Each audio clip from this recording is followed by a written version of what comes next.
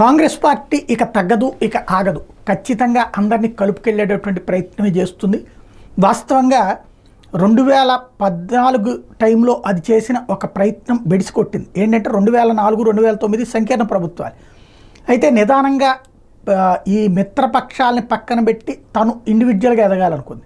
అసలుకు ఎసరొచ్చింది. ఆ తర్వాత రెండోసారి కూడా ప్రయత్నం చేసింది. దెబ్బతిన్నాక ఈ ట్రిప్పు అందరినీ కలుపుకుంటూ వెళ్ళింది. చాలా చోట్ల తగ్గింది. ఒక రకంగా చెప్పాలంటే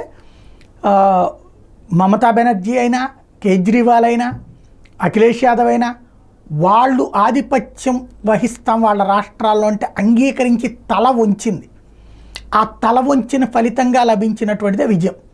ఇప్పుడు కాంగ్రెస్ పార్టీ అదే ధోరణిలో కంటిన్యూ అవుతూ తనకి బలం ఉన్నటువంటి ప్రాంతాల్లో డెవలప్ చేసుకుంటే ఇప్పటికి 99 స్థానాలకు వచ్చింది. కాబట్టి ఇలాగే చేసుకుంటూ నెక్స్ట్ ట్రిప్కి వెళ్తే కనీసం 200 సీట్లు 150 సీట్లు తాము సాధిస్తే మిత్రపక్షాలన్నీ కలిపి మిగతాది 150 సాధిస్తాయి అన్నటువంటి నమ్మకం సంపాదించుకుంది. అట్ ద సేమ్ టైం ఒక్కసారి మోడీకి సంబంధించి కాస్త తగ్గింది కాబట్టి ఇప్పుడు ప్రపంచ స్థాయి నుంచి పెట్టుబడులు, నిధులు తమకి వెనకాల వస్తాయి, అలాగే ఈ టూల్ కిట్ గ్యాంగులన్నీ తమకు సహకరిస్తాయి అన్నటువంటి ధైర్యం వచ్చింది కాంగ్రెస్ పార్టీకి.